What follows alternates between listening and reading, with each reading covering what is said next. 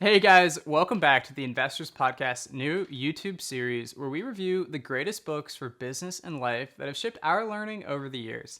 Hi, I'm Shawn, and this channel is all about the principles of investing, from stock tips to iconic billionaires, the best strategies, and our favorite tools. The Investors Podcast has everything you need to know. So let's get started. Today, I'm going to be sharing my biggest takeaways with you from Delivering Happiness by Tony Hsieh. While Tony passed away tragically in 2020, his teachings and vision for a unique company that delivers happiness to all of its stakeholders remains deeply relevant today. As investors, there's much to learn here about both business and life. This was an inspiring, fun, and refreshingly honest book to read, which is broken down into 3 sections. So let's go through my key insights from each. And be sure to check out our other book reviews in the links below after this video. All right, let's get started. Tony is an icon in the tech world for founding Link Exchange and Zappos, though his business ambitions started much simpler. As a small boy, Tony demonstrated an enthusiasm for business and making money that would carry him for the rest of his life, though his start was a bit unconventional. He envisioned operating a large-scale worm breeding farm so that he could sell these worms to interested buyers, and with a little seed funding from his parents, Tony began his farm with 100 worms in a dirt pit in their backyard. To feed the worms and keep them healthy, he gave them egg yolks daily. This would backfire though when the yolks attracted birds who soon ate all of his worms.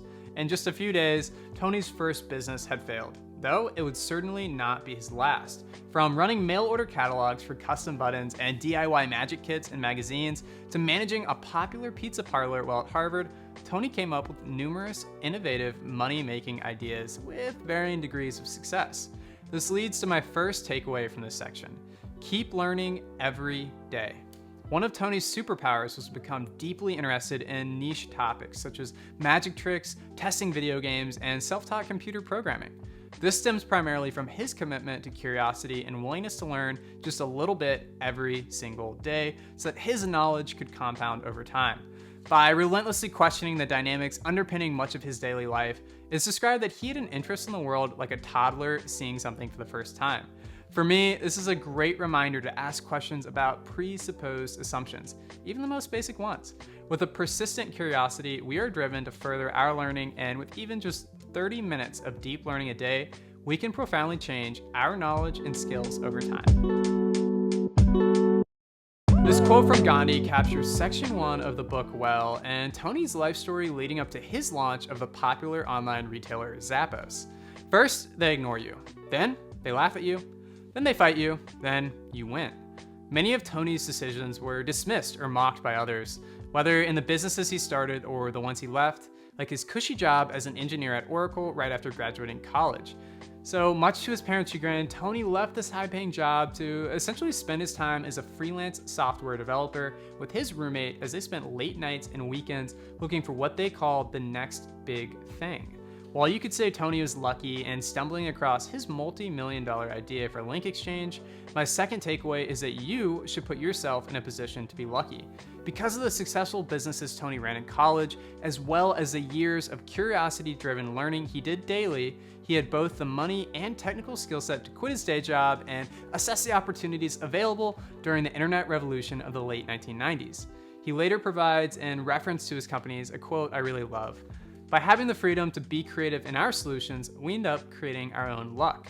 Like the old adage goes, that luck is when preparation meets opportunity. Tony had no grand vision of his million-dollar idea. Still, he positioned himself as best as possible to capitalize on that idea when it became apparent. For him and his roommate Sanjay, this was with Link Exchange, an online advertising cooperative. Small businesses with limited advertising budgets could download Link Exchange software and run banner ads on their site. The more customers that saw the banner ads, the more credits the companies would receive, which enabled them to purchase credits directly to advertise on the Link Exchange site. After tremendous success and quickly scaling Link Exchange and receiving funding from outside firms like Sequoia, Tony's company soon no longer resembled the one he'd loved starting. He no longer recognized employees he saw around the headquarters, and as a prospect of an acquisition by Microsoft loomed, he saw just how selfish and greedy many of the new hires were. He describes his transition from a fun and vibrant startup where it was, quote, us against the world, and we were going to make sure we would win, to a more established but toxic workplace as gradual. He says it was like death by 1,000 paper cuts. Regardless, Tony began dreading work and wondering if he felt this way, how did his employees feel about working there? So he gladly sold the company to Microsoft and eventually bailed on his agreement to stay on for another 12 months after the purchase, which cost him millions. Rather than wasting precious years of his life in a place that he no longer felt committed to, Tony opted to prioritize his own happiness. For me, this was an inspiring third takeaway. Do not compromise your integrity, time, and happiness in exchange for temporary pleasures or money. So from Soren Kierkegaard, to dare is to lose one's footing temporarily, not to dare is to lose oneself. He says something to himself along the lines of, there'll never be another 1999. What will you do about it? In my life, this is a reminder that life is too short for lengthy commitments that don't contribute positively to our happiness. There are no sunk costs when it comes to your quality of living on the line. So after leaving Link Exchange, Tony got more into poker, and following extensive studying, he learned how to play the odds and discovered that good poker thinking spilled over into good business, as he had to balance short-term probabilities with long-term goals, which in poker is, well, winning. At the start of a poker game or a business, the strategizing actually starts before any first moves are made. And in poker, you must pick the right table to play at by scouting the talent and habits of your competition, whereas in business, you must consider the available market opportunities. So as an example, he uses Southwest Airlines. Where most airlines would focus on targeting, say, frequent flyers, Southwest picked a different table to play at by seeking to convert train and Greyhound bus riders to customers and offering shorter flights with no fees for cancellations. He makes another interesting point here on the similarities between bluffing and marketing. In both, you must learn how to create the narratives that will define your brand. If you can bluff well, you can market well. For financials, like poker, businesses must always be cautious and able to survive worst-case scenarios. However, the guy who wins the most hands doesn't make the most money because they take no risk. Most importantly, poker taught Tony how to balance the odds of success with risk measured by financial loss. And with that said, don't play the game if you don't know it, and learn to play when the stakes are low. The players with the most stamina and focus win, but hope is not a good plan. Learn by doing. So my last takeaway for this section is that you've got to love the game. Live it and sleep it. To be successful in poker, business, or life, you must know the odds at hand and play your cards accordingly. If you don't love what you're seeking to do, someone else will win who knows the odds better. And if you want to improve your odds, focus on self-education. For this book, I actually used Audible to quickly listen to it and expand my knowledge. So check out our sign-up link below to start listening to any of your favorite books today. Moving into section 2, which is called Profits and Passion, Tony begins detailing how the culture at Zappos was built. Though what stood out to me were the great personal sacrifices he made to keep the business afloat in the early years. In light of the dot-com bubble in 2000, financing from venture capital firms for unprofitable tech companies quickly dried up. Tony continued to stake his entire personal fortune into keeping the company operational while he collected a salary of just $1 per pay period. So, inspired by the name of chapter 4, my fifth takeaway is on the value of taking concentrated bets. The saying for investors often goes along the lines that concentration is how you build wealth and diversification is how you protect it. And this is true for Tony. While his investments in 27 different companies after Link Exchange led him to do just better than breaking even, he built generational wealth by betting on himself. He did the work, believed in the idea, knew the opportunity, and executed it. In this sense, sure, betting the farm on Zappos was too much for many to stomach, but perhaps it wasn't as risky as we might think. My other takeaway for section 2 of the book is the importance of quality service to others and building relationships rooted in trust and respect. This also connects directly with the 7 Habits of Highly Effective People, which is another great book we read recently. Quality service and strong relationships are themes throughout every aspect of Zappos, and not by accident. With the right culture in place, the company's brand identity would become a clear lagging indicator as they sought to continue maximizing productive customer relationships.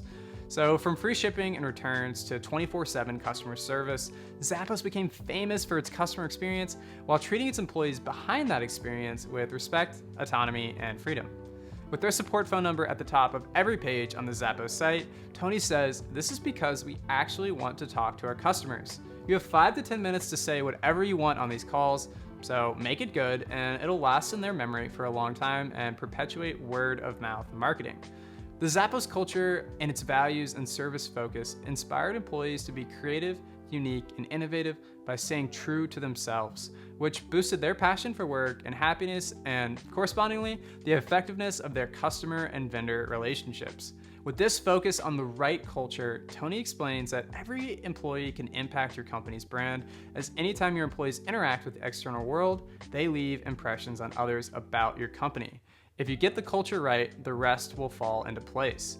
Since Zappos wants the entire company to value customer service, they do 2 sets of interviews, one with the manager and one with the HR department to confirm if they're a culture fit.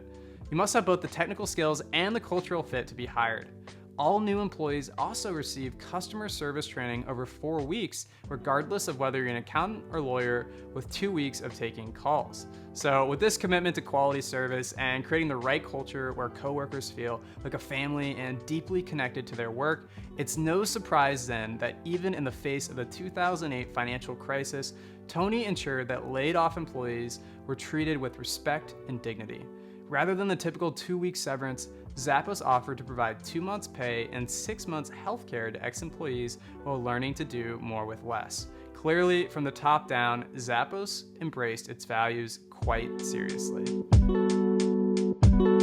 For the third and final section of the book, called Profits, Passion, and Purpose, I have 2 last takeaways to touch on. The first of these is sharing your wisdom, skills, and values with the world if you can. As Tony so sagely highlights, life and business are about more than just making money.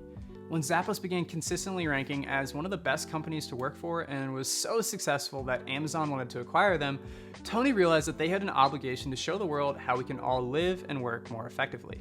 As he says, we didn't invent any of our ideas or values, but we found ourselves in a unique position to highlight these lessons to the world. Some board members, though, didn't understand why Zappos should be sharing these insights and thought they ought to just focus on the financials, which is why Tony ultimately agreed to an acquisition with Amazon so that he could replace his nagging board of executives.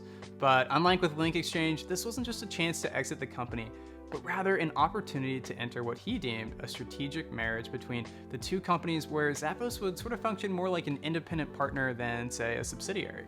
Tony could have chosen to allow Zappos to become only about the money or business growth at any point along the way. Instead, he continued to anchor the company's values in improving the lives of its stakeholders and making the world a better place. This all leads into my 8th and last takeaway and the book's name, Delivering Happiness.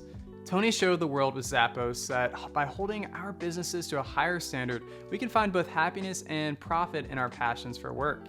He proposes a really neat idea, which I love, by asking the reader to consider whether they contribute positively or negatively to the total sum of happiness globally. If the answer is no, ask why. Tony explains that people are really bad at discerning what will deliver them happiness. Many people think they'll find happiness when they get X, but often when this is achieved, happiness is fleeting. How should we feel when we spend our lives pursuing something that we think will make us happy, but it doesn't? Happiness often defies what we think will make us happy, whereas things we expect to make us happy fail to do this sustainably. With this in mind, Tony decides that delivering happiness should be Zappos' new mission. For Tony, the best moments in his life came from delivering happiness to his employees, whether in announcing that they'd all be receiving 10% of their annual salary in cash bonuses, to telling them they had been acquired by Amazon and were giving every employee a new Kindle. So I'll leave you with one last quote that captures this takeaway well. When you walk with purpose, you collide with destiny. That's it for this week, guys. Please like, subscribe, and share your comments below if you enjoyed it. We love hearing your thoughts, so tell us, what are your biggest takeaways from this book, and which book should we review next? For more on delivering happiness, listen to Preston and Stig's classic We Study Billionaires podcast in the book, and check out our video on the 7 habits of highly effective people, where we teach you the habits to succeed in business and finance if you haven't yet.